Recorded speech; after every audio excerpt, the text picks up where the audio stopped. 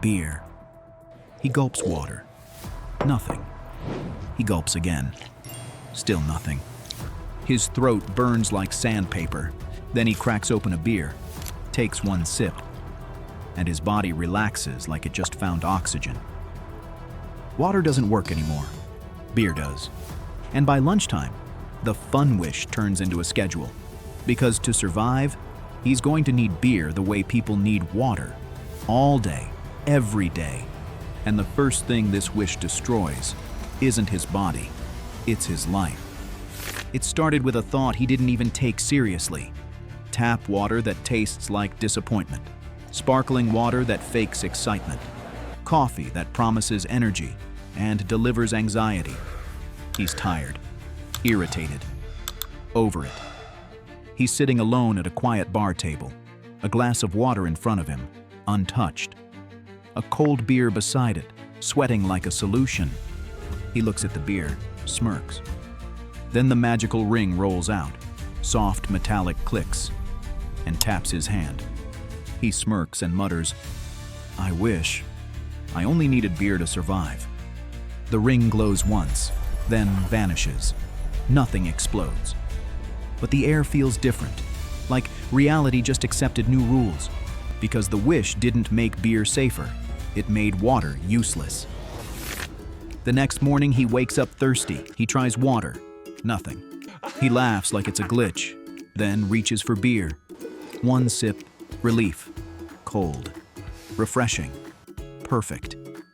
He tests it twice just to be sure. Water doesn't work. Beer does. For a couple days he leans into it.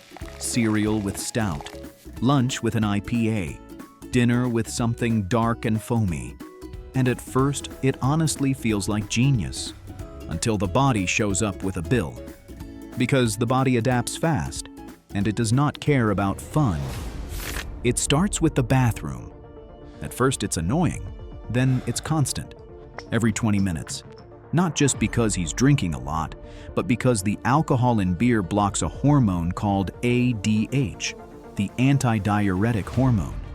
ADH tells your kidneys, hold on to water. Now the signal is weaker, so his kidneys don't hold. Translation, the more beer he drinks, the more fluid he loses, so the more dehydrated he becomes. And what does dehydration demand? More of the only thing that works, beer. His face stays flushed, red and warm, like he's always 5 minutes away from a fever. Headaches creep in, dry lips, a tongue like sandpaper. Then sleep breaks. He passes out easily, but wakes up foggy, because beer disrupts REM sleep, the part where your brain resets itself. So mornings turn into a cycle. Wake up tired, drink beer to feel normal, get dehydrated, drink beer again, and then his joints join the rebellion. Beer is rich in purines, which break down into uric acid. Normally, water helps flush that out, but water doesn't work for him. So uric acid builds up, and pain shows up like a warning flare. A hot sting in the foot, a stiffness in the knees, a limp that becomes permanent. He tells himself, I just need to adjust. But his body is already saying, you didn't wish for beer, you wished for a trap. And when your body starts failing, people stop laughing with you. They start watching you. He tries to keep life normal. He goes to work, a client meeting, high stakes, serious faces. He shows up with dark coffee in a travel mug. It's Guinness. He thinks he's charming, loose, confident. But the fog is real. He forgets the client's name mid-sentence, sweats too much, slurs buzzwords like synergy in ways nobody finds funny. He's not fired for drinking beer. He's fired for incompetence. Because in the real world, nobody cares why you're failing. They just care that you are. He walks out holding a cardboard box, limping slightly. And the only thing that calms the panic is beer. Then he makes the mistake that feels harmless, because it's just friends. It's his mom's birthday weekend. Family, friends, food, a backyard grill. Someone hands him lemonade. He smiles politely and says, no. Not because he's being difficult, because lemonade doesn't hydrate him. Beer does, so he cracks a beer at noon, at a family event. He takes a sip and visibly relaxes, like his body just stopped screaming, and everyone sees it. The cousins go quiet, the uncles exchange looks. His mom freezes with the pitcher still in her hand. Someone jokes too loudly, "Man, it's a little early, isn't it?" He tries to explain the wish, but to them it doesn't sound magical. It sounds like a man spiraling. Then his friends pull him into a casual game outside, the kind of football with the lads moment that used to feel normal. 5 minutes in, his joints scream. His ankle stings. His foot feels like a nail is inside it. He limps. They notice. He laughs and says, "I'm fine, just hydrated." Then he reaches into a cooler and grabs another beer. Not for fun, for function, and the circle of people around him changes shape. They step back like he's contagious, because now they're not seeing a wish. They're seeing a breakdown happening in real time. One friend quietly says, "Maybe you should talk to someone." His mom's face says something worse than words. "I don't recognize you." And the night ends the way nights end when people are scared of you. Not with an argument, with distance. Texts stop, invites stop. The laughter stops landing. He goes home alone, and loneliness makes thirst louder. Now he isn't drinking beer to survive the curse. He's drinking beer to survive the silence. Beer isn't free. At first it's just a few bottles, then it's 6, sometimes 9. Not for fun, just to exist. His budget vanishes faster than a pint at happy hour.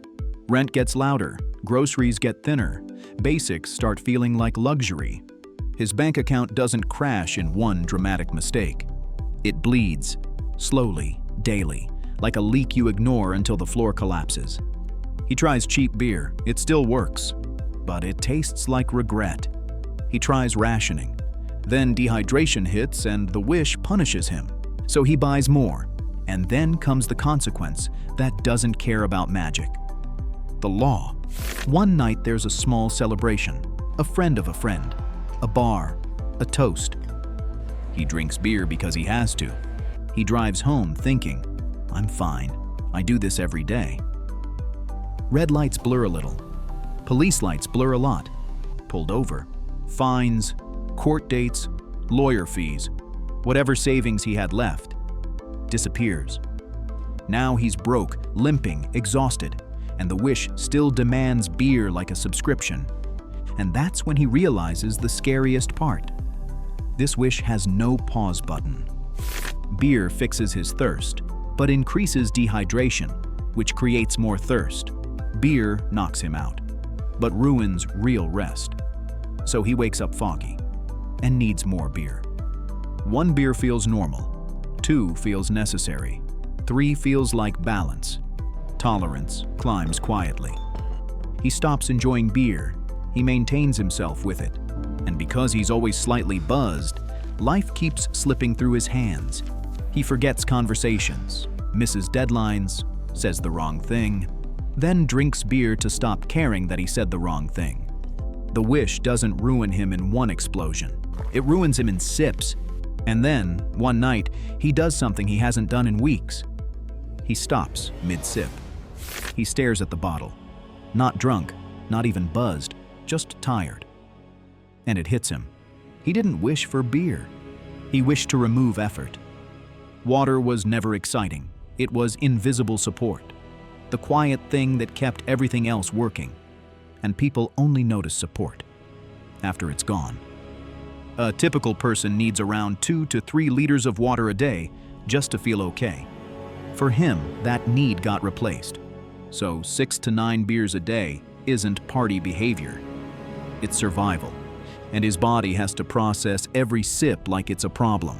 The ring didn't grant joy. It granted a rule. He wished to drink only beer. And the wish worked. But comfort without choice becomes a rule. And rules don't care if you're enjoying them or just surviving them. Water was mercy. The kind you only notice after it's gone. Because with this ring, even a small wish has consequences. If your favorite indulgence became your only option, would it still feel like freedom? Or would it quietly take over your life? Would you wish for it? If you want more wishes, funny, terrifying, and everything in between, hit subscribe now. Because next time, we're asking for the most dangerous wish of all. What happens when we remove pain? Somewhere else. The ring rolls across a hospital floor and taps a metal bed frame. A man lies awake, staring at the ceiling. Machines hum. Pain makes every breath expensive. He whispers, "I wish humans didn't feel pain." The ring glows once, and somewhere, a scream stops mid-sound. Then the room goes quiet. Not peaceful quiet. The kind of quiet before you realize what pain was protecting you from.